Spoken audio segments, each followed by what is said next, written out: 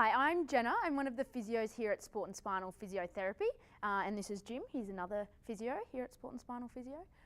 We are going to show you 5 of the best stretches to keep lower back and lower injuries away. Stretching is really important. We should keep it as a regular thing throughout every daily activity, no matter what level of activity you're doing. So we're going to get straight into it. I'm going to ask Jim to hop up onto the plinth for us. We're going to start with 2 glute stretches. Okay, so we've got 3 main glutes. We've got our glute max, our glute min, our glute med. They're all really important for running, walking, just keeping us upright throughout the day. And the first stretch that I'm going to show you is mainly focusing on that big glute max muscle that's really powerful. So what I'm going to ask Jim to do is the opposite arm to opposite leg, grabbing onto his knee and his ankle, or onto his shin, wherever you feel comfortable with, and pushing this knee towards your opposite shoulder. Okay, you're pulling it in towards you, and you can change the angle around a little bit to target the tightest spots in that glute as well. And holding this for at least 20 seconds at a time as a minimum. We say 3 sets of 20 seconds 4 times a day for anyone that has an injury. Yep. Is that feeling okay there, Jim? Feels good. Okay. Now, underneath our glutes, we also have a few other muscles in that area, such as our piriformis. Okay, it can contribute to lower back pain as well as glute pain, and can sometimes be one of the causes of that sciatic pain that's really common. So what I'm going to do to stretch this piriformis is I'm going to ask Jim to pop his ankle onto his opposite knee. And this is sort of the beginner step. From here, he can just push his knee away from himself. Not a lot of people feel this. Do you feel anything with that, Jim, in the glute? Reasonable. Reasonable. Okay, so to increase that stretch, what I'll get Jim to do is reach in between his legs and behind his thigh. That's it. And pulling that knee towards your body. That's better. Yeah. This is a bit more intense, so if you can progress to this one, that's a good thing. Again, holding it for 20 seconds, just like our first glute stretch. And doing it both sides is always beneficial. Next stretch is going to be one for our hamstrings. Okay, so that's at the back of our legs. Now at home, you don't need a seat belt to do this stretch. You just need something that's long enough, such as a towel, a belt itself, or sometimes a dressing gown cord, that's long enough to hook around your foot and for you to be able to hold on to as well. So I've hooked it around the bottom of Jim's foot here, and he himself is going to lift his leg in the air, keeping his knee straight and pulling this leg as close to his body as he can. Okay, so you should be feeling this in the back of your hamstring. If you're a bit calf dominant as well, in terms of tightness, you might be feeling it in the back of the knee or the top of your calf as well. How's that feel there, Jim?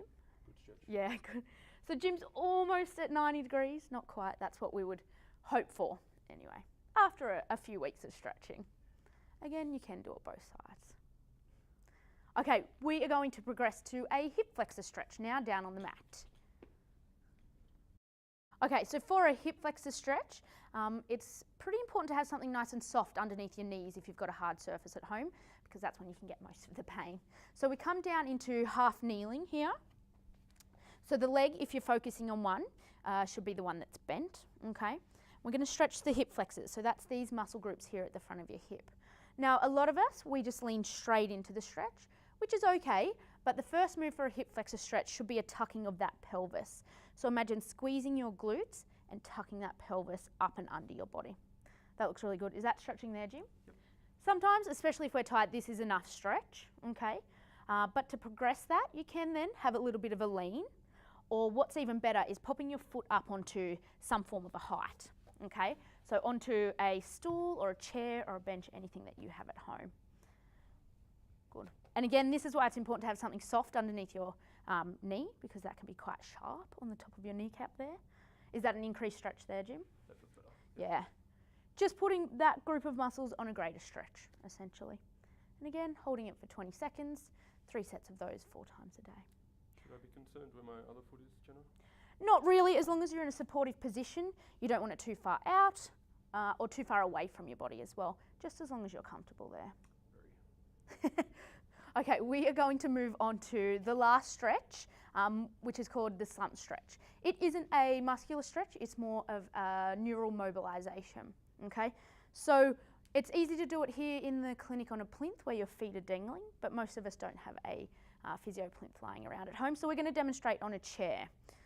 So, as I said, for this stretch we generally need our feet dangling. I'm quite short and mine just dangle, but Jim's will not. So you can get a pillow, a cushion, a rolled up towel, something, and place it underneath your thigh, focusing on one leg, and that makes mine dangle quite a bit. So for this position, the slump is pretty self-explanatory in the name. You tuck your chin to your chest, you want to slump right over in a really bad position, and from here you want to point your toe up to the roof and try to straighten out this leg as much as possible. So this is the stretch version of a slump. If you have some severe or intense lower back pain, you can do a slump slide, which is very similar, but instead of keeping your head down, as you lift your leg, you also lift your gaze and follow your toe up and down. Would you like to give that a go, Jim? Absolutely.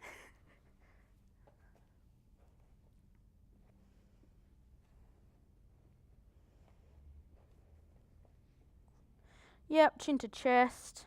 Your foot's only just off the ground. That will work though. Good. Do you feel that anywhere, Jim? Yep. Back of the leg. Yeah. So ultimately we want to try and get our legs straight, but you've got to work with where you start with. Again, a few weeks of focusing on this stretch as well as some hamstring stretches as well would benefit Jim. So they're the 5 best stretches to keep lower back pain and lower limb injuries at bay. But of course, if there's any other questions or any other queries, make sure you book in with one of the physios here. Thanks, Jim. Thanks.